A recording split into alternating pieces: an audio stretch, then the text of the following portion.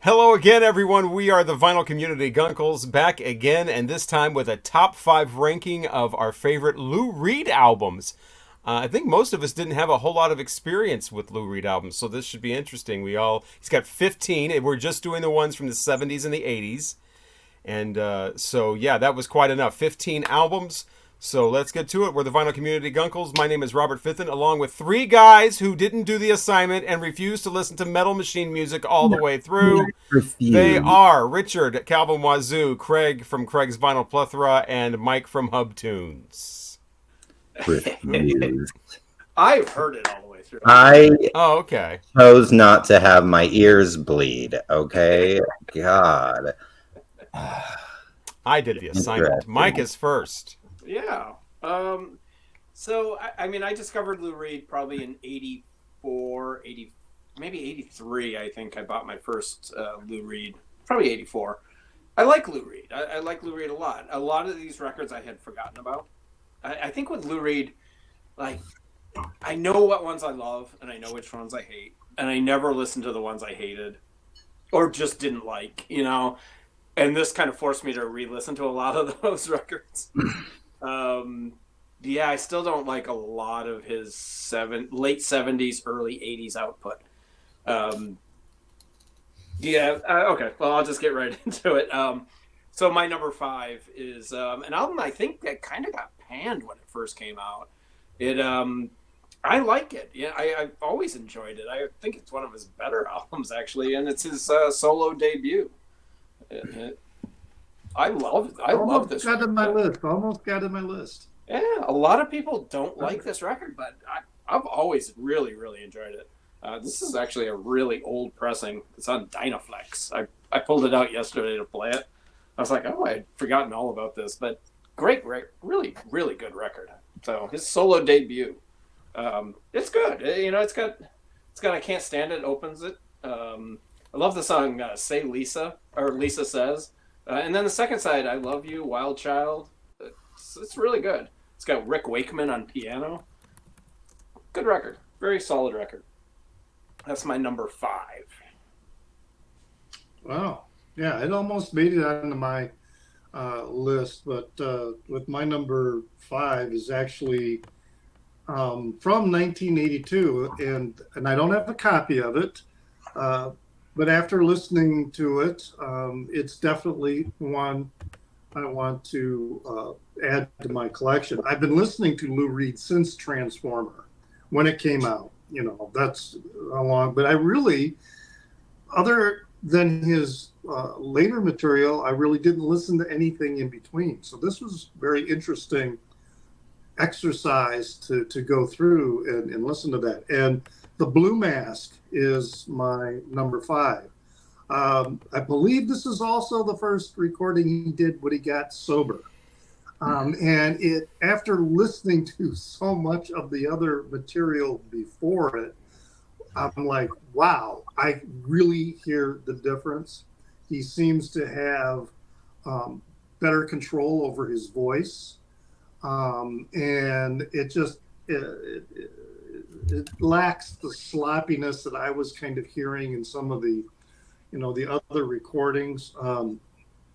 That opens real strong with My House. I love how the guitars and the cymbals, it's kind of got a very lush opening. The song Women, it was okay. To me, it was kind of a weak one.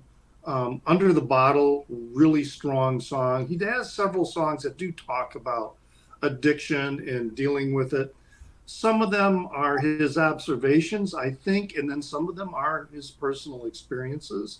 So it's a little bit of a mix. The Gun is so spooky. It's very reminiscent of Heroin from the Velvet That's my Underground. favorite song. Yeah, it's song. Just wow, and it portrays an absolutely despicable character. I mean, that's one of the things I kind of like about some of the albums I'm going to talk about with Lou Reed. I do like when he goes dark and he describes really dark things. The Blue Mask is good. That distorted the title song with the distorted guitar. I got lots of notes here. Really chilling. There's so much anger in his singing in that song. It's just such a perfect song. I would love to hear it live. That's kind of the other thing, because I really like Lou Reed's live albums, and I like the energy that he puts into them. So when I'm listening to the studio songs, I'm also kind of thinking, wow, this one would sound really good live. I would love to hear what he would do with it. Average Guy, it's a pretty simple song. It almost bumps, for me, it kind of almost gets to be the silly, but it still kind of comes off decently. The Heroine was a really good song. I'm not sure, he refers to this baby in the song. I guess the song was inspired by the footage that he saw of Jacqueline Kennedy scrambling to get out of the car when JFK was shot. And that kind of sparked the song. And he's got this reference about this baby in there. And she had a lot of miscarriages, I guess. And I was kind of wondering if I tried looking it up to see if she was pregnant at the time that JFK was shot, but I don't think she was. But anyway. Waves of Fear, that's another song I would love to hear live. Robert Kine, is that how you say his name? The guitarist, he's just really, really good. The Day John Kennedy Died, he's kind of romanticizing JFK's death in that. I remember it, but I was still too young to really know what was going on. But I think what he did in this song was what a lot of people did at that time. There were, John Kennedy had a lot of faults and did a lot of things that, got us into Vietnam and other things that weren't so great. But I think, so many people romanticized, the whole Camelot thing of the Kennedys. And that's kind of what he did in that song. The weakest one is Heavenly Arms, and that's the one that closes this record. There's a line in there, only a woman can love a man, and I'm like, come on, Lou. It's just, no. But, it was a decent record. I like it. That's why I got it at number 5, and I want to get it into my collection. Yeah, I mean, so far I've heard the two albums that I was struggling with to put at number 5, either the debut or the Blue Mask. I love the guitar tone on the debut. That's one of the best things. It's basically a lot of songs that weren't used during the Velvet Underground times, and that was my number 5 up until the point where I heard the Blue Mask, and I'm like, yeah, this probably should be my number 5. The songs to me on the Blue Mask were a lot more memorable, and as Richard's talking about them, I'm remembering exactly where I was listening, and all of that, and it really kind of broke. I was listening to that one right in the middle of this listening experience of all these albums, and that one really kind of broke through some of the monotony, and The Gun especially, that was pretty harrowing to listen to. And I've noticed that, and there's another album coming up that I'll talk about that's even much more like this. But listening to some of these songs, and they could have been written last week, we're still going through a lot of the stuff that Lou Reed was singing about in the 70s. But yeah, The Gun, Average Guy, I did think was kind of silly. That almost kept it out of the top 5 and made me think that I should go with the debut. But Underneath the Bottle, again, with the alcoholism and all that, The Day John Kennedy Died, just kind of painting a portrait of everybody, what everybody was doing.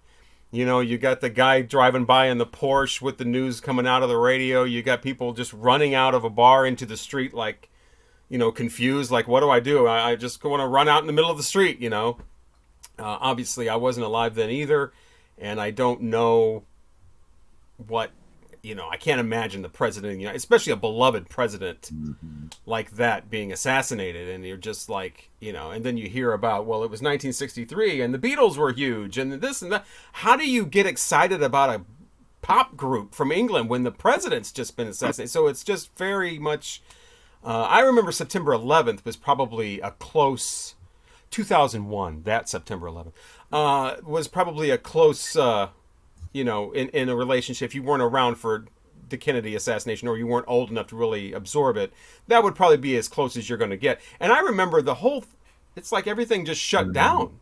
Not literally like COVID, but everybody's just this is it. We're not gonna concentrate on pop music, and we're not gonna care about what's hot at the movies. And this is what's on everybody's mind. So that was interesting to hear a portrait of that from somebody that was there. And Waves of Fear. I mean, another song that could have been written last week. But yeah, the Blue Mask, I will put it my number 5. I was really surprised because when we were talking about Lou Reed before, it was said that he had a lot of trash, just shit albums, in the middle of that discography. And I didn't really hear a lot of shit. I heard ones that weren't as good. I heard ones that were just kind of like, okay, you're rehashing here. There was one album that kind of stands out as being subpar. And at one point in this, I would like for all of us to say our least favorite album on the count of 3. So we've got that. So be thinking about not that one. Your second least favorite album. How about that? But yeah, we'll do that coming up. But yeah, the Blue Mask is my number 5 as well. But the debut could have easily been the number 5. Yeah, it was almost my number 5 too. Yeah, the debut. The only issue I have with the debut is a lot of his vocals get lost. They're very low in the mix. It wasn't recorded real well.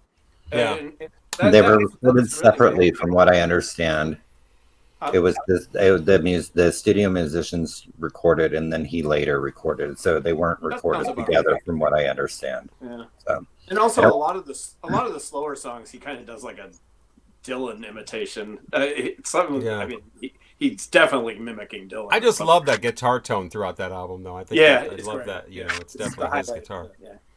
So do you think the Blue Mask is where Daft Punk's? Because that's totally. I saw the cover and I was like, that looks like a Daft Punk cover with the mask. It's almost like Legendary Hearts. Yeah, but it's still. I don't know what Legendary Hearts. They just colored it blue. Legendary Hearts is the album cover you're talking about with the helmet on it. Oh, that's not the Blue Mask. Okay. The Blue Mask is the one where his face is just blue. Oh, well, okay, never mind. Screw. But yeah, it looks just like the Daft Punk album. Yes, it does. Okay, Legendary Hearts. Okay. Well, Mask, and that's a mask. So, are you sure? Well, you know better than I do. So, okay, number 5 for me. From 1974, Sally Can't Dance. I liked it. Look at that face from Robert Fitton. I liked it. Good moments. The cover is terrible. Awful. It is terrible. And then you got a couple songs about Sally. The animal language song. That poor dog. I kept thinking about the dog with the gun in his mouth who said "bow wow." And then the kitty cat says meow. It's a really dumb song. But Kill Your Sons was really, really it's something I can't remember. I've read so much I can't keep anything straight. But I can't do that anyways. But that's right. And the title track, and then that Enui, I don't know how that's pronounced. Enway? Oh, that's how that. Okay, see. I say Innu. Yeah, that one I like too. Ingenue. Yeah, I just liked it. It was one of the ones that kind of stayed with me. So, that's all I got. I'm next. I did not pull a copy of it, but this one is. I actually, when we were talking about doing Lou Reed, I thought this would be a lot higher. It's kind of an emotional record for me. I think it's 84 it came out. It's the first Lou Reed record I ever bought. And it's New Sensations. I love this record. And you know what? It suffers from some 80s production, some 80s. Yeah. It's got 80s all over it, but it works. It definitely works. I love it. Sure. Endlessly Jealously. That whole album, Red Joystick. It I almost absolutely made my love list that. too. I just there's something about it. But man, when I put it on in the car, I cranked it up, and I used to play that in my car when I was 16, over and over and over. That was like we had that on cassette everywhere we went. I love that record. So maybe this is just kind of an emotional pick, but I know it's a good record. It really is. So number 4 for me is New Sensations.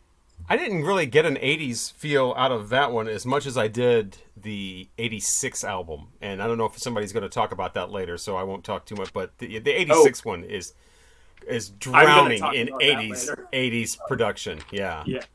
Yeah. I was trying to look at my which features my the notes. first. I found out while listening to all these that features the. I mean, I think I'd heard "Walk on the Wild Side." That's the one that everyone knows. You don't even have to really be a Lou Reed fan or into Right. 70. Everybody knows "Walk on the Wild Side." So, with the exception of that one, I think a song off of that 86 album was the first Lou Reed song I ever heard because it was on MTV. And so that was kind of, besides "Walk on the Wild Side," that was my introduction to Lou Reed, the original rapper. Is the song. Oh. Make sure your candy's in the original wrapper. And I think a lot of Lou Reed's records when they came out got panned. A Yeah. lot of people didn't, because no one liked New Sensations. I don't think that was a big selling record. I don't remember it being a big No. record. But I have it Yeah, because I and got the it date for you like got, 50 yeah. cents or something. This is the only Lou Reed album that I have a physical copy of besides the Transformer. So it's terrific. His guitar. I know on I there wrote sounds some great. notes down about that record. It didn't make my list, but there were some moments on that record I did like, but there were a couple where I felt like he should be doing a duet with Cyndi Lauper. So, I didn't feel that, but No, it's a terrific. it definitely record. I sounded think it's very upbeat. underrated. That's for sure. yeah. yeah, it was danceable. It was also very danceable, some of the songs. Me, I love So, to dance. well, my number 4 is the one that came after the Blue Mask, Legendary Hearts. Again, I don't have a copy of it because there was this whole gap, this whole period of Lou Reed that I just didn't listen to him. So I didn't know what was going on. At the time, Blue Mask overshadowed Legendary Hearts, but I didn't listen to them when they were released. And I do think Legendary Hearts is the better album. I really love the bass walk down that occurs in the title song, the opening track. There is a very 80s sound and rhythm to Don't Talk to Me About Work. It almost has a Talking Heads feel, but it rocks good. And this is one of those songs I was thinking, wow, this would be great to hear live, to see him do this live. Make Up Mind is not bad. It's pretty good. I like the line, the cigarette on the sheet begins to smoke. Make up your mind. It's just like the way he's delivering everything. But the next 3 songs on this record to me were perfect songs. Martial Law, I really dig the groove on that song. It's a really good rock and roll song with kind of a off-key edge. But the rhythm is, again, really danceable. The Last Shot is a really good song. It's another very deadpan look at drunkenness. And it's some of these songs that he does about his addiction, he does it in such a detached way, very much like an addict would, who recognizes what they're doing, but they're so detached from it, they just kind of accept it what it is. I just really like that kind of delivery. And then Turn Out the Light. What a killer groove on that song. That is just another perfect song. Powwow, it's a song with good intentions. It's a bit naive to me, but I still like it. I still like the song. Betrayed is okay. It's the weakest one to me. Didn't have much to say about that. Bottoming Out was another great song about addiction.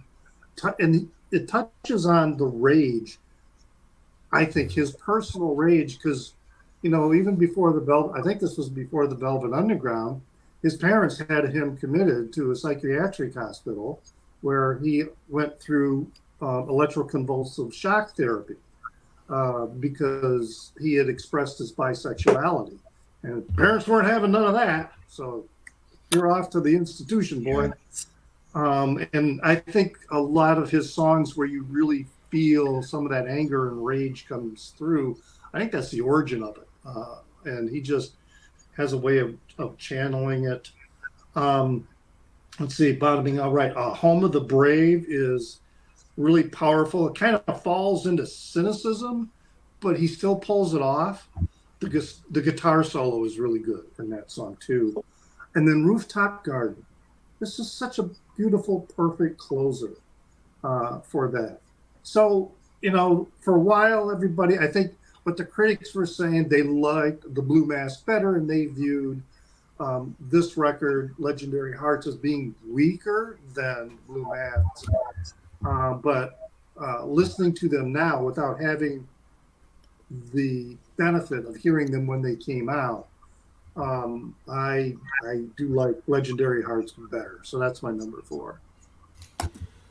My number 4 is kind of a dark horse. I think it definitely was not critically loved when it was released, and I think we're all probably going to have different number 4s because I don't think this is going to end up in anybody else's top 5 at all. But I don't know. I liked it. 1980s Growing Up in Public is my number 4. Yeah, that didn't get a rousing. It's not bad. I could skip over the first song, How Do You Speak to an Angel? I mean, it just reminds me of that Heights song. I was just like, that ruined it. It's not that great of a song anyway.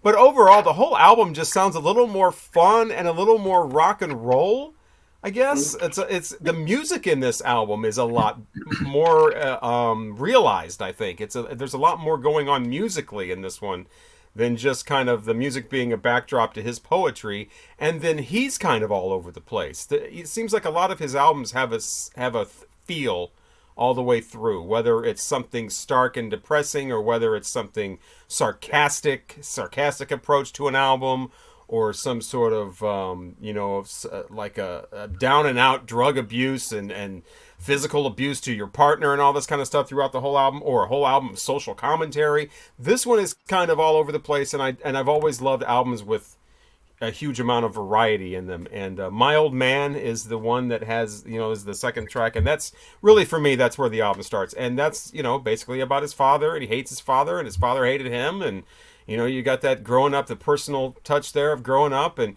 Keep Away is kind of a relationship type song, and all these promises he's making, and he's going to give this up, and he'll do this, and he'll do that, and he promises this, and probably not going to keep any of those promises. Standing on Ceremony, you're back to the family again with, you're making your mom sick, your mom's dying, do you even care, which I can't relate to that, because I can't relate to that at all. I mean, my mother was dying, or slowly going into dementia. That was my whole, I thought about that every second of the day, so I can't imagine ignoring your mom being sick. But I can imagine Lou Reed growing up like that. But the best song, my favorite song on here is Smiles, and I absolutely love the line, when I was young, my mom, how does it go, my mom told me never, something, I'm paraphrasing, but when I was young, my mom used to say, never let people see when you're happy. And or my mom used to tell me, never let people see when you're happy. Yeah, I thought that was a great line. And all about people anybody smiling, they've probably got some shit going on. They've probably trying to screw you over. It's a hustler, or it's a some kind of a bad person smiling to hide something, and you should only smile if somebody puts a camera in front of your face. And I just think that's an excellent song. And it's got a lot of great songs on here. So Alone, you get back to more of a kind of vulnerable, I guess, lyrics. Love Is Here to Stay. I don't know about that one, but the power of positive drinking. I love the fact that he and Mickey Gilley share a song title. So I thought that was interesting. Oh. But not the same song though. But similar lyrics, like thank you for the power of positive drinking. And it's nice to put drinking in a positive light. That the drinking gets such a bad rap in One songs. As It's one nice should. that somebody puts it, like, especially someone like Lou Reed, usually writing negative type songs, puts drinking in such a positive place. But yeah, 1980s, growing up in public, definitely panned by critics, not well loved by most people, but I really enjoyed it. Yeah. That caught me by surprise. Yeah. Is that one of your shit albums that was just a bunch No, of it's not shit? going to be the shit album, but it definitely could have been. Yeah, that's what I'm saying. It's one of your 1980. I figured that was right in the middle of that era. So number 4 for me will be is from 1989 New York, and I don't know. I felt it was quite different than a lot of the other albums. Well, it's his homage to New York. I guess that's where he's from. I don't know. Um, the Halloween parade where everybody's dressing up and Jamaican and all of that, that's quite interesting. And that Christmas in February makes me want to slit my wrists. But I find that that's kind of the case with a lot of his songs, and sometimes I really, really, really dig it. It's like, oh yeah, give me that terrible tragicness. And then other times I'm like, no, that's a little too tragic for me. And then Sick of You, The Straw Man, that one was kind of interesting as well. But yeah, as a whole, this one kind of worked for me. So Brilliant. there was some, yeah, before it, yeah. It's yeah. So my number 3 is an album that I probably, when I was at my peak of like loving Lou Reed and everything, I didn't love this record. And it took me a long time to really, really like it. And I was surprised that I put it at my number 3. I figured it would probably be like 5. But I'm going with Berlin. I think this is just, it's so damn good. And I know, when it came out again, critics panned it. No one liked it. It followed up Transformer, I believe. It's just, people didn't care for it. And I didn't really either. And it took me years and years and years to really, really enjoy this record. And yeah, it's definitely one of my favorites of his. I love Caroline Says, both versions. Oh Jim is such a great song. The Kids, the closer, Sad Song, is wonderful. It's one of my favorite Lou Reed songs. I love Berlin, and I think it's got a lot of revisionist history. And now all of a sudden it's one of his best records. Well, nobody really thought it was one of his best records for the first 20 years it was out. Now people are like, oh yeah. Well, it took you a while to cotton up to it. So. It did. I totally get why people are doing a little revisionist history on it. I really dig it. I think it had a Record Store Day release a couple of years ago, reissue, which really kind of upped its popularity again. I love Berlin. I think it's a great record, and that is my number 3. Well, my number 3 is also Berlin.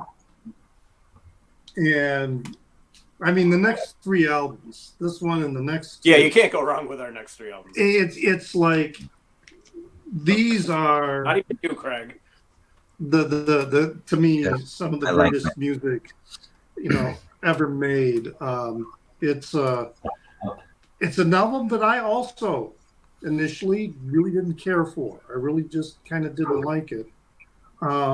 In part because I listened to the live albums first. I heard them. And then when I heard this, I was kind of like, kind of let down. But now I think this is such a brilliant album. The lineup, he's got Michael and Randy Brecker on tenor sax and trumpet. He's got Jack Bruce on here. He's got Ainsley Dunbar. He's got Bob Ezrin. He's got Tony Levin. And then guitarist Steve Hunter and Dick Wagner. I mean, when he had those two with him and then those live shows, just fucking incredible. Stevie Winwood even plays on this record. It's a very thematic album. And when I talked about how I like the way Lou Reed goes dark, Yep. he's fucking dark in this album. He is, I mean, it's a story about these two totally tragic, drugged out people. I mean, the song is ending with the girl committing, or not the song, the record ends with the girl committing suicide. Yeah. Because they took her children away because she was a shit of a mom because she was out fucking everybody. And then he is like, his response to her doing that was, I never would have got involved in this if I knew it was going to happen. But now that it has happened, I'm okay with it. Just such a detached, it's just like, he is a pathetic character. There's a line in the first Caroline says, where, you know, he's expressing this love for her, but she's so capricious. She's just cold, but he still loves her. The line, she treats me like I'm a fool. Well, yeah, this Jim guy is a fool, you know, and he's just portraying that so well.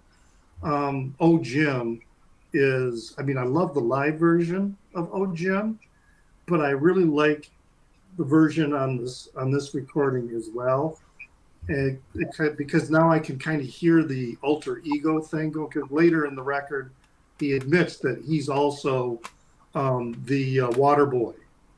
So in Oh Jim, it's the water boy and Jim talking back and forth to each other. And I just love that song. The Kids, just such a harsh and bitter song. But God. The Bells, that's the song about Caroline when she kills herself, and how he's really not sad, you know. And Lou is playing acoustic guitar on this one, and he's doing a really, really great job. And then it kind of drifts off into this like very atmospheric, Ligeti kind of sound to it, very haunting as it then goes into sad song. Such a, you know, and when you really listen to the lyrics, it's a really cold and callous reaction to her dying. Like the line, somebody else would have broken both her arms. You know, it's like he has no remorse. I mean, this relationship, so well portrayed. They were so self-destructive. It's just, so it is, to me, these next three albums, starting with this one, to me are perfect albums. This is such a brilliant album. But really, admittedly, when I first listened to it, I was like, no, man, this isn't rocking like I know Lou Reed can rock. But this is Lou Reed telling a really, really dark story. A lot of people think it's a masterpiece. Yeah. That could be. So my number three, I think I'm with Richard as well. My 4 and 5 are great, you know, and I would have a tie with 5 with the debut and all of that. And then there's a lot of other albums he does are great. You know, they've got their moments. But the top 3 for me as well are a different tier. Mm-hmm. And I think we probably all have the same top 3, with the exception of Craig, of course. But yeah, my number 3 is New York. This was one of the first, I talked about how my introduction to Lou Reed, with the exception of Walk on the Wild Side, was MTV, the song The Original Rapper. I'm like, who is this? You got to make sure your Kennedy's in the original rap. And he's just talking over the song, trying to rap. I love Kennedy. That was followed by New York and the videos that MTV would show with this guy with this slick mullet. It wasn't called a mullet then, but he just looked like somebody you didn't mess with. He looked like somebody, I don't know, from the mob or something, walking around in this long trench coat and his very serious voice. I mean, you got to remember, this is 1980, is it 9? 1989, when we're in the throes of hair metal and, you know, all these dance pop things with all this electronic sounds coming in that I can't stand. I mean, 1999 was an incredibly bad year for music. And this would come on MTV and it would just be like, okay, whoa, what is that? You know, time to get serious, obviously. I think Last Great American Whale was one of the singles, and what was the other one? Busload of Faith was the other one. And those were, I mean, yeah. And so this whole album is just very, very sober. It's very serious, a lot of social commentary, and he sounds like he is all out of fucks to give about whether people agree with him, don't agree with him, or what. I mean, he's not trying to act like some heroin addict or some depressed guy or somebody. He sounds tough, he sounds strong, he sounds opinionated, and he sounds like somebody that's been around the block probably more than anybody else. He sounds like, you know, your dad is coming in to fucking tell you how it is, and this is how it is. Yeah. And the whole album is like that. And I'm definitely not going to go track by track because I think there's like 14 songs on this. Yeah. But it's just something that Dirty Boulevard was another big one too. Yeah, I think that was probably the biggest. Yeah. But I don't have this, and I don't know why I never got it. I think that it wasn't. It was just 1989, and I had checked out on popular music by then. I checked out in '88, and by '89, I was listening to old stuff again, like the Clash and the Sex Pistols, and you know whatever. But I did have a song from this. Craig brought up Halloween Parade. And does anybody remember Out magazine? Mm-hmm. Yep. Oh yeah. I got the very first issue of Out magazine. Oh, the premiere issue in the mail. I heard it was all over MTV. They were, oh my god, this new magazine's coming out, and it's the very first gay magazine that's all about music and style and whatever. It's like the Rolling Stone or you know the whatever Entertainment Weekly for gay people. It's Out magazine, all about this and that and whatever. It's not political, it's fun and whatever. And if you subscribe to our very first issue, you get a free CD. Oh, there it is. Oh, get out. And it has Halloween Parade from Lou Reed on it. And that was actually the first time I ever heard that song. It also has Katie Lang and David Byrne and the Judy Bats and Book of Love and Bare Naked Ladies and Tom Tom Club and Morrissey. That's got good people on it. Yeah, I still have it. I think I still have my first issue of Out. But yeah, so that I always thought that Lou Reed was gay. Because he was on that, you know, it's not, you don't have the internet. You can't go looking up things about people. So I just assumed that, oh, well, on the one song he's talking about, you know, the big one that everybody knows, the one I knew, Walk on the Wild Side, he's talking about, you know, somebody shaved their legs and he's a she and all this kind of, but I thought he was just a commentator on that. And I thought, oh, this guy must be gay because he's on this gay magazine CD. So he must be okay with being on it, or, you know, at least he's gay friendly, but he came off in these videos as a real badass. And I'm like, finally, a gay badass. I'm there for it. Yeah, I think he was married to Laurie Anderson by that. Oh, don't ruin it. Oh, sorry. They were married for like 30 years. Married to a woman. Come on now. But yeah, I didn't know that at the time. I didn't know he was married or any of that. So I just thought, man, so that was another reason why. Again, I don't know why I didn't have this album, but yeah, New York is my number 3. Just it's something you have. And again, almost every song could have been written in 1989. It could have been written a month ago. Yeah. I mean, we're still dealing with so much that's, you know, just meanwhile, here's hair bands and, you know, electronic dance music just sounding awful before it really evolved, and everything's sounding like it's in mono, and everybody's got a black and white grainy video, and I love it. Love it. I have my Out magazine with Dolly on it. I know you're not surprised by that, but I probably have that. I don't know when that's from, but they're done. They don't have magazines anymore. I don't know if they do anymore. Yeah, but they're not an entity anymore. 96 or 7, she's in a bale of hay with some really hot men. Oh, I remember that. Yeah. Yep, I have that, and I have one of the pictures from it hanging on my wall downstairs. But so number 3 for me, I thought it was going to be higher until I heard a couple others, and it kind of surpassed it. So, but 1972's Transformer, which I know it's not number 1. I thought it was going to be at least in the top. Yeah, I thought it was going to be number 2, but then there are a couple other that I actually enjoyed. There better be some damn good albums. You're probably not going to think so, but I think so, and they were the ones that resonated the most with me. So, But Transformer, I mean, we did it. We did a review on it already. I don't know what more I have to say about it. It was great to listen to it again. I was gonna grab it. I actually do own it. But the one thing I will say, I mean, up until this point, the only thing I ever heard, other than a few Velvet Underground albums, was Transformer. So I'd heard nothing of his. So to feel like I have a top 5, and I actually would want to have, well, I have Transformers, but I would actually want to, these for sure, own them. I mean, yeah, Walk on the Wild Side, Perfect Day. I don't know really. Everybody knows the album so well, so I don't really know what more I can say about it, but it's pretty phenomenal. And you can watch our old video too. I'll put a link in the description where we each give a long review. If we don't want to go into a lot of detail, I'm assuming Transformer might be coming up on some other people's lists.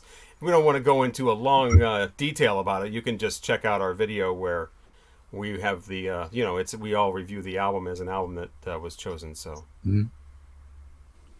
it was almost my number 3 too, also, Craig. I almost put Berlin at number 2. Almost. They're honestly interchangeable. But Transformer is my number 2. It's great. I mean, I'm a Bowie fan. I'm a huge Bowie fan. Mark Ronson, as I said in our video, he carries this record. His guitar work, his production, his arrangements. Mark Ronson is great. Vicious opens it up. Huh? Mick. You mean Mick Ronson? Yeah, what did I say? Mark. I don't know who the hell Mark is. Mark Ronson, he's like a DJ. This is one of my favorite Lou Reed songs. It's great. Perfect Day. I'm not a huge fan of Perfect Day. Really? It's okay, but I've heard it. Maybe it's just one of those songs that you just heard so many damn times. I don't know. It's not one of my favorite Lou Reed songs. Walk on the Wild Side, obviously incredible. What else? Satellite of Love, New York Telephone Conversation. I probably don't need. Good. I'm So Free. It's a really solid record. Yes. Is it one that I pull out a lot? I really don't. It's not like it's not a go-to Lou Reed. I would pull out Berlin or New York, definitely New York. Way before I pull out Transformer, but you can't deny its greatness. It's produced brilliantly. Just what more can you say about it? It's is it? Do I think it's his masterpiece? No, a lot of people do. I get it, but yeah, there you go. That's my number 2. Well, it's my number 2 also. It's this. I'm not going to talk about the individual songs, but this was the first Lou Reed album I heard, and I was 14. How old were you when that came out? Yeah, I heard it when it came out, so I was 14, and a friend of mine played it for me, who this friend grew up to be one of the most strident, homophobic, right-wing, neo-Nazi pieces of shit ever. And he was the person who, turned me on to this. He also played for, that was the first time that I heard David Bowie and the Rise and Fall of Ziggy Stardust. But yeah, it's such, it was, when I was first hearing it, and that's why it's probably number 2, is because of the emotional connection that I have and the memories to it, because it was music that, wow, I've never heard anything like this. I mean, it was really something brand new to my ears at that time, and plus I was still, I wasn't sure who I was. So hearing these songs, like Take a Walk on the Wild Side, or many of the others, it's the New York Telephone Conversation, it's just, number 2. Like, we did a video on it, but it really is a fantastic record. Okay, my number 2 is the album Berlin, and we've already discussed it twice, but it's definitely. I don't know, when Mike's talking about the Transformer not being a go-to album, I think that Berlin for me would not be a go-to album, even though it's my number 2, because you really have to be in the right mood for this. This is not the kind of album you would, according to my own experience, let's say, throw on in a record store with a record store full of customers. I would not recommend that. Not at a party either, you know. Well, I never threw it on at a party though. Not a party. I would. But, that's my kind of party. if I ever get around to finally making this video, and I need to start writing these down, this is one of the albums where side 2 is better than side 1. Yes. Side 1, I almost kind of was like, is this going anywhere? This is kind of, and then side 2 hits, and that's the side. That song that you guys were talking about, The Kids. That's the song. And I actually have this. This is called Rock and Roll Diary. It's a 2-album set. And it's Lou Reed from, it even has the dates on here, from 67, so it has Velvet Underground stuff on here, all the way to 1980. And if you want a quick overview and you want to have Lou Reed on vinyl, but just kind of a compilation, this is definitely one to have. And it's not really that expensive. There is some sound quality issues on some of the early RCA stuff, because this is actually on Arista, and I think they might have used like submasters and stuff. It doesn't sound as good as the original RCA albums. But that song, The Kids, is on here. And wow, I mean, that song really stands out on this. It definitely stands out on Berlin. A lot of the more relationship type breaking up songs are on side 1. Side 2, though, like you both were saying, I mean, it's just a harrowing kind of like the... Yeah. Richard said something about the kids were taken away because the mom's a piece of shit, but I didn't really get that. I got the... Well, there's that line in there that she was a miserable, rotten slut who couldn't turn anyone away. That's a line in the song. Right, but I don't know if he's actually saying that or saying that that's what people thought of her. Like she was a, quote, miserable... You know what I mean? I got out of it that he's more sympathetic to her.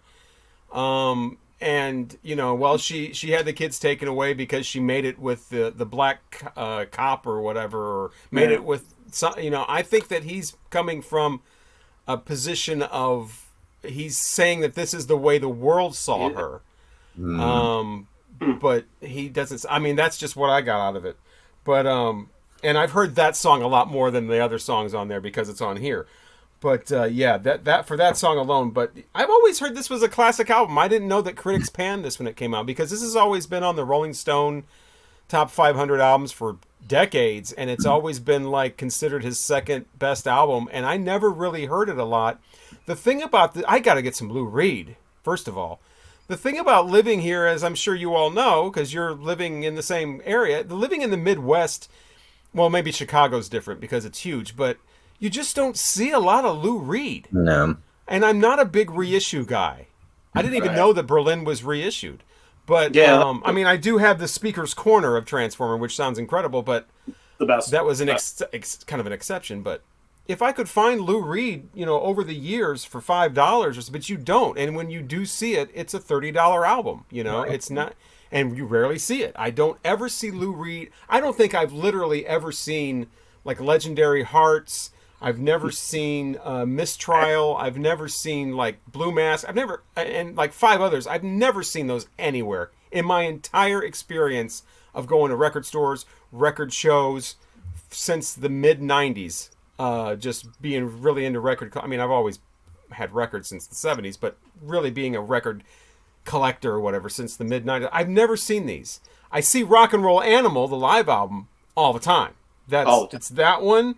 And it's, you know, Transformer, and it's maybe New York every once in a great while, but it's another $25. But I never see these, so I think it's a time to. I saw at one point go to Discogs. I never see that, and it was $60. Or maybe when I go to Chicago, you know, maybe look for some of these, but again, they'll be $40. But yeah, I have to get some of these because he's way too good to be ignored. But yeah, Berlin is my number 2. Nice. Berlin is on my number 2. The Tragic Tale of Jim and Caroline. So, actually, to quote Rolling Stone, when the album came out, they declared it a disaster. It was not, it was totally panned. Typical Rolling Stone to revisit, to revise but in their... 2012, They also put hated the first 344 on their top list of 500 greatest albums of all time. So there you go with Rolling Stone changing their minds yet once again. So I'm glad nobody mentioned this. So Berlin obviously was on the debut album. It was on Lou Reed. Yeah. And the producer Bob Ezrin actually brought up the concept to Lou because he wanted to know what happened to Jim and Caroline, basically, or the tragic couple that was in the song. And so that's where the concept of the album came from. And then that's all I wrote down. The kids is just absolutely tragic. The kids crying and screaming at the end of the song. It's just like, it's gut-wrenching. And this is just my kind of tragedy. It's just, you've got drugs, you've got sexual addiction, you've got all these crazy things, all these terrible things are happening, and then it just ends in such a tragic way, unfortunately. But it was just brilliantly put together, and I loved the tale that it told. Is it something that, kind of like what Robert said, you maybe got to be in the right mood to listen to it? But I mean, I love tragic, so maybe I can listen to it more frequently. I don't know. But yeah, this was the one that, like, almost immediately I was drawn to it, and I actually listened to them chronologically. So it was the second one I listened to, and I really thought up until actually yesterday, I thought this was going to be number one for me. But I'm really interested to hear what number one is, because you've already mentioned Berlin, New York, and Transformers. Yeah, so this will be fun. Yeah, but before we get to everybody's number one, I would like to, on the beat after three, because I can't say the name of the album and say three at the same time. Okay. So it's 1, 2, 3, go. Everybody say what their least favorite Lou Reed album was out of this experience. So 70's and 80's. And we're not counting the one besides that one. Which is Metal Machine Music. Okay, what's your least favorite of these? 1, 2, 3. Street Hustle. Okay, so we were this. So I said Mistrial. I said Mistrial. Okay. Wow. So Street Hustle. The Bells is actually, That's bad. Oh yeah, that one's not good. Like Street Hustle doesn't even have one good song on it.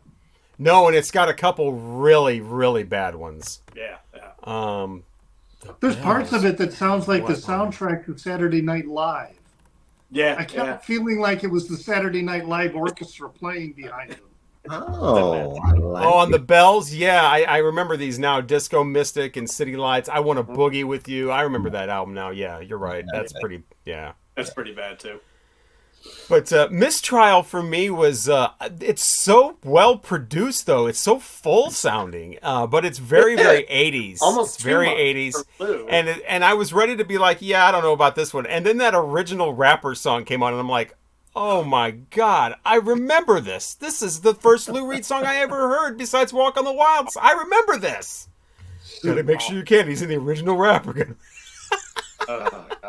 I love the cover though. I love the red and the guitar with Mistrial across the. Anyway, but yeah, But I hated Street Hustle. I think that Street. I would rather hear. I think that Metal Machine Music is a better album than Street Hustle. Wow, that says a lot. I like Dirt on Street Hustle. I really like Dirt. Yeah, that song Dirt is good. Dirt is a good song. Yeah. So how did everyone feel about the parts of Metal Machine Music that they actually listened to? I mean, had anybody heard that album before this experiment here that we're doing? Yeah, I've heard it many times. Do we want to finish with our number one before we talk about that one, or no? No, all right. Because everybody's figured out what each of our number ones are, except for Craig. He's going to be the surprise guy. So, and he's last, so that'll be the last thing. I mean, what one haven't I mentioned? That's going to be my number. We know what Mike's is going to be. It's the one he hasn't mentioned. He's not going to pull out. The Bells is my number one. Well, how do you know? So really, it's Craig. But I First of all, it's inspiring because it literally has inspired me to make a video on my channel, Robert Fithin on YouTube. I want to come up with some albums like Metal Machine Music, and I've been able to come up with a few, and I want to do a video and listen to these albums because I've heard of Metal Machine Music for 30 years, and I never heard it. And I really should have heard that a long time ago because it's so notorious. It's like educating yourself on. And there's also Neil Young Arc. There is the Having Fun with Elvis on Stage. Albums like that are just, why is this made kind of albums? It's like Lou Reed's Lulu. Have you heard that? Yeah, but Lulu's I heard Lulu. I didn't think that was all that awful. I thought Metallica did a great job. I thought that I thought it was ultra cringe, as the young people would say, in parts, especially where Lou Reed is taking on the persona of a little girl and talking about I don't have any sperm or whatever, and my nipple. No, we don't need a 70-year-old man pretending he's a 12-year-old girl. But a lot of it was, but it's different. I didn't hate it. I just didn't. I didn't think it was great. No, I didn't think it was the worst album ever, like people say. No, it's to me. I think it's also a very important album. I can't listen to it, but it's not because I hate it. But I think it's like what he says in the liner notes. It's not designed for you to sit there and listen to it from beginning to end. For me anyway, I recognize it as a really important and influential album. I mean, clearly, I think Thurston Moore, got a lot of inspiration for Sonic Youth out of that record. 100%. What really disappoints me about it is Lou Reed didn't do anything else afterward. He did not. I mean, he really is the godfather of noise, and there are so many groups or projects that have developed and have worked from that genre of music. He did kind of do a meditation kind of thing that's kind of comparable to that in the 2000s. Yeah. But I think when he said it wasn't meant to be listened to from start to finish, what I got out of that quote was that he meant that you don't have to put on side one and start off you can drop the needle anywhere and listen to 5 minutes of it, or listen to side three, and then I think that's what he was. I don't think he meant don't listen to it, but I mean, I listened to it all the way through, and I feel like I've accomplished something after listening to that all the way through. I don't get that street hassle, I wonder how much a vinyl company goes for on Discogs. About 50. I've already looked. About $50. Really? PG plus. Yeah, it's expensive. Wow. And that's another thing. It's a 2-album set. Think of all the stories you've heard of bands, and the only ones I can think of off the top of my head are one is Judas Priest. One's The Clash, that wanted to make double albums, and the record company said no, you're making a single album. But the record company, RCA, said yes to this being a double album. So, basically the same 15 minutes 2 more times. I mean, there's so many hell things about this album. Stories about that where people were saying that he did it intentionally to piss off the record company. But the record company can do what they did with Judas Priest or The Clash. I mean, different record company, but still a record company. They can say no. Too. He denied that. They could have said, no, we're not doing a double album of this. Apparently. No, we're not even doing a single album of this. Atlantic Records didn't even release AC/DC's Dirty Deeds Done Dirt Cheap, one of their now most popular albums, until 5 years after it came out in Australia. They rejected it. But RCA is going to release this as a double album? That is just crazy to me. I read somewhere that that basically in his contract he could release whatever he wanted, and they had to agree with it. Wow. And then because it came out after Sally Can't Dance, which apparently was pretty good. And then again, I don't know how true. I read this somewhere. Right. I think it was in his basically like they wanted like a hit, and so it gave him that. They're like, we want another hit. We want another, Sally Can't Dance type of album. And he's like, well, here. And again, apparently there was something in the contract. So if anybody watching can think of any more albums, not just bad albums like, whatever, but albums like Metal Machine Music, Arc from Neil Young, having fun with Elvis on stage. Albums like that are like, how is this released? Let us know in the comments, and I will make a video. Double. I will listen to them. John Lennon, Two Virgins. That would be another one. Oh, yeah. Where it's like, what do we do with this? The record company would never tell John Lennon no. Well, right, but I'm saying albums like that where it's like, this is not music. This is not just bad music, or just uninspired, or just, oh, this band tried to go hip hop or something. No, just not even music. It's just noise, or it's just snippets or whatever. Whether you think they're brilliant or not, but what are albums like that from popular, or someone just talking on stage, like the Elvis album? You know, Robert, you just described a jazz record. Yeah, jazz albums. You just described a Miles Davis double record. I would rather listen to Metal Machine music than what was the jazz album I just heard? Something Else by whoever does that. Something Else. It's got something else in big blue letters. Anyway. Yeah. So now we've told us our worst, and we've discussed Metal Machine music. It's time for our number one Lou Reed albums. Okay. Gonna be no surprise. It is an album that is in my probably top 10 all-time favorite records. I got to see Lou Reed once in my life live. Oh man, I'm jealous. And I saw him on this tour at Poplar Creek outside of Chicago. No longer exists. The place was maybe half full, and it's New York. It's an absolute masterpiece. We talk about my favorite Lou Reed stuff is where he paints a picture, where it's Berlin, it's New York, it's Walk on the Wild Side. He's so at the kids. He's so good at that, you know. And you know, as much as I said, I love New Sensations. It's great. It's a good rock and roll album. It doesn't paint a picture. There's nothing on there that I'm going to be like, you know. Nothing on that record makes me think. It's just a fun record that I absolutely love, and I have a great emotional, attachment to.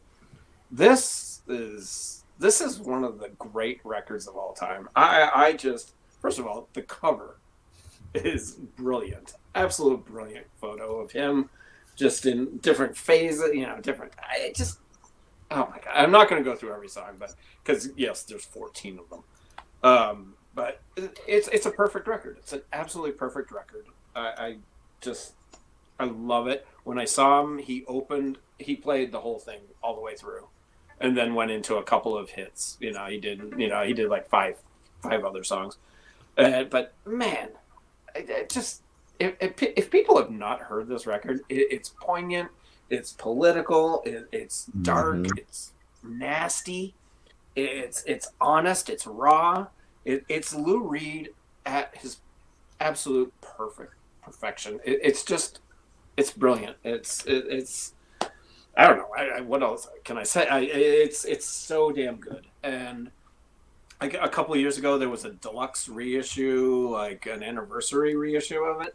I slept on it for some reason, and now that thing it's out of print, and it's going for a shitload of money. But yeah, Lou Reed, New York. It's a top. How does the record sound with 14 songs on there like that? Is it got? It sounds good. Qualities? It sounds good. Okay. I remember having the CD also back in the day, because by '89 we were listening to the cassettes in the car were on. The CDs were starting to pop up. I think I had a Walkman like CD player that I plugged in to my car stereo with a cassette. You guys have those? Yeah, I had one of those. Yeah. Yeah. And so I had the CD for a long time. I think I had a cassette too of it. It's an absolute masterpiece. Like I said, it's a top 10 all-time record for me. Probably even top 6 or 7. I love it. I absolutely love it. So that's my number one. I wonder if it's direct Metal Master, because there was a lot of that going on in the late 80s to make longer albums sound better. Because 14 long, 4-minute songs, that's quite a bit of music to put on one record. But I remember when it came out too. It was one of the first, because I had it on cassette, And It was I remember recorded it in was one of mix the at first Media Sound, clear so I don't think cassettes. it was a DM. Remember when like cassettes started to show up and they were clear, Yeah. and you could see like it was one of the first ones that I bought that was actually clear, and you put it on. Just like one of these weird memories. And they started making actual artwork in them where the thing would fold out and fold out. Yeah, it and would you could fold have out. lyrics. Yeah. Yeah, it wasn't just a little T Yeah. card or whatever. Mhm. J Yeah, card, I mean. Yeah. All right. Just masterpiece. Well, Absolutely.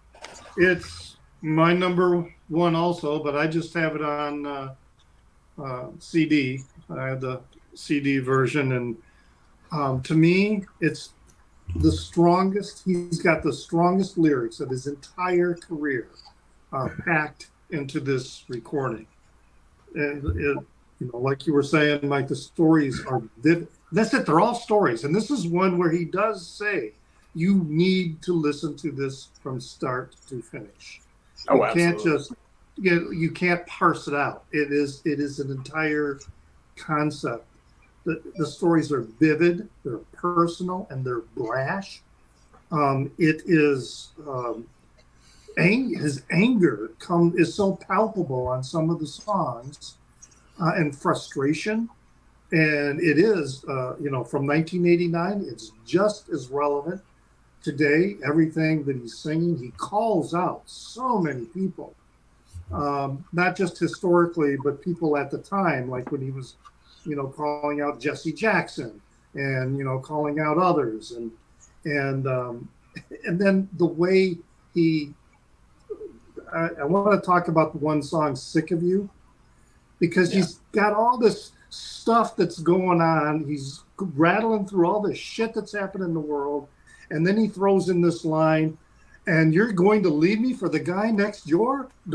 I'm sick of you. It's just how he just juxtaposes. Well, good, because she's leaving. Yeah. As Robert said, he has no fucks left. Yeah. There's our lyrics, too, where I think for some people with modern sensibilities will make them uncomfortable, especially in the Christmas in February song. I think there's going to be a few lines in there that are going to make people squirm. But Music should make you squirm. Huh? Music should make you squirm. Yeah, they should. Good evening, Mr. Waldheim. But my favorite Lou Reed song of all is on this record, and that's Dirty Boulevard. That song, I could listen to that on repeat over and over and over and over and over again. Such a fucking great song. They're all really great songs. But yeah, New York, it's like he hit a high note. Mike is right. When it comes down to every record made, this is, in terms of it's just everything about it. You know what it is? It's almost like Transformer and Berlin came together and made an album. This is what you had a baby. It's got that darkness. But the way it's so timeless. It's timeless and it's relevant. It's just Jesus. It's a record that could come out. Someone could, if it was produced and recorded today and came out, it would be just as relevant. But like I say, it was well received when it was first released. It was very well. Everybody thought this was a great album. I'm not so sure if something like this would be released today, if it would be well received. I don't know. I'm kind of thinking by some. Yeah, it would be by some, but by a lot of people. So, he doesn't know this. Yeah. The statue of bigotry? How dare he call it the statue of bigotry? Yeah, well, so good. No fucks to give, like Robert said. He's zero. So that's all right. Well, my number one is of course Transformer, and I've got the Speaker's Corner one, but which sounds great, by the way. The best one. And yeah, I mean, we've reviewed this on a different video. Again, I'll put the link in the description. Averaged out, this is our top album that we've ever reviewed. If you average out all of our ratings, I think the Transformer album from Lou Reed is still at the very top. So Yeah, that says it all much. right there. But Wow. Mike was saying that, you know, his go-to album is Berlin. This was mine because it's just so much more fun. And painting a picture, I mean, this paints a picture. I mean, this is just a landscape of characters and a time and a place, and it's just like a movie almost on an album. All these different things. I'm not going to go into all the detail because we're already over an hour, and we've already talked about this album in another video. But it's absolutely my favorite Lou Reed. And you know, I can't just throw on Berlin. I can't really just throw on New York all the time. I mean, you got to be. But this one is just so much more fun, so much more vibrant. And if you've ever seen an Andy Warhol movie, it's almost like one of those. He has two different kinds of movies. And Berlin is like a certain kind of Andy Warhol movie, like Andy Warhol's Bad, the movie called Bad, which is Oh, I've seen that. pretty pretty stark in some places. Yes. Or Trash, you know, where the characters at that point are all just strung out and they're just whatever.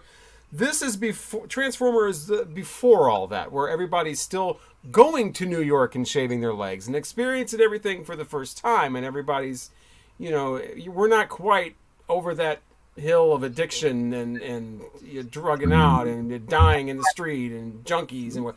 It's all just beginning and it's all exciting and whatever. And I really like New York Phone Conversation, by the way. But yeah, I love the whole thing. I think it's such a great, just a picturesque thing, and I can throw it on whenever because it's just so much fun. But it still has that Lou Reed serious social commentary and whatever that's kind of underlying, but overall it's a fun. Vicious, you hit me with a flower is I think the first line in the whole album, and that really sets the tone. He's being he's got the social commentary, but it's so fun. Vicious, you hit me with a flower. You know, I mean, what a smart ass. I love it. So yeah, Transformer is number one. And now the moment we've all been waiting for. What in the world is somebody that's already mentioned those three albums going to put at number one? What am I going to put at number one? Dare to be different, I guess. Honestly, like, I think because the theme is so heavy on so many of his records, and then this one just kind of came in there, and I was quite surprised that I enjoyed it as much as I did because I heard it was kind of crap. And then it's the one that it was the one I listened to the most out of, because I listened to all of them 3 times each, and then I did a playlist of the 5 that I chose, but then I kind of stopped the playlist and just kept listening to this one, and it's fun. I love the backing vocals. And it's New Sensations. I'm sorry, like it's number one for me. I just Oh gosh. I don't know why Craig. I mean, this is probably the first one that I would actually try to find to add to the collection, and then Berlin would be next, but doing the things we want to. I love the backing vocals are just really what do it for me with this record. Is they are so there and they are just into it. And George, he's short and I think he kills people. But the red joystick is, it's kind of silly. I think it's a single, but that might have been my least favorite, but other than that, I mean, I liked every song, and the High in the City, and again, just those backing vocals. It was just a lot of fun for me after kind of listening to the tragic that we listen to on a lot of these records, which I enjoy the tragic. I love it. Don't get me, I love my tragic. But this was just, So I know originally it was number 4. It's definitely one that you could put on at a party or a record store. Yeah. It is a very upbeat. Yeah. So, Wow. So there you have it. I know. So that is our top 5 Lou Reed. We never decided what we're going to do for our next artist, so we'll just have to wait and see on that one. Yeah, it'll be a surprise. But we do have our tops and bottoms of 2018 coming up. We are also, next video is going to be reviewing the album that I suggested, and that is number one record from 1972 from the band Big Star. So we'll have that, and also our trip where we all meet up for the very first time in person. As long as it all goes well, you know, something, you know, last minute, oh, I can't go. Oh, I'm moving. You know, or whatever. Other than something like that happening, we should have a video of all of us meeting up for the first time in Chicago. Craig has met Mike. Mike and Richard live in the same city. They have met each other, and that's it. I've never met any of this lot. They have never met me, and Craig has never met Richard, or Richard's never met Craig. So it'll be interesting, to say the least. It's supposed to be a beautiful weekend, too. Oh, good. Yeah, a little cool, but it's supposed to be sunny. Right. Bring a jacket. It's the Windy City. All right, so all of that and more coming up. Thank you so much for watching, and put your favorite Lou Reeds or least favorite Lou Reeds. What did you think of Metal Machine music? Put all that in the comments, and don't forget albums that are comparable to Metal Machine music, so I can steal your ideas and make a video out of them. We are the Vinyl Community Guncles. I am Robert Fithen, along with Richard at Calvin Wazoo. Craig's Final Plethora. Mike at Hub Tunes. Thank you again so much for watching. We'll talk to you again soon.